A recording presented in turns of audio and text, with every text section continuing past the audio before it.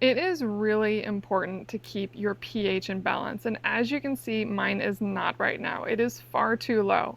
So I use SpaGuard's pH increaser to keep my spa in balance.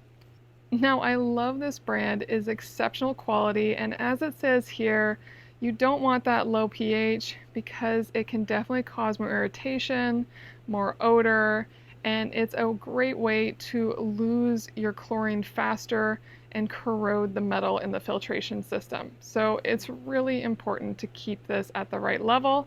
And how you do it is really simple too. You just need to know the capacity of water in your spa, and then you'll add so many teaspoons depending on what you saw when you tested the water. Now I'll admit I don't use a teaspoon, I just eyeball it and pour it in the cap and then run it for 20 to 30 minutes, and then I test it again and see where I'm at. So I'm just going to toss this in to show you how easy it is. Now make sure the jets are on. And at this moment I need about 2 teaspoons.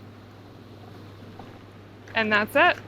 And I don't know how I totally missed this, but the capful actually equals 2 teaspoons. So that is a really great way to help with dosing, especially since that's what I do anyway.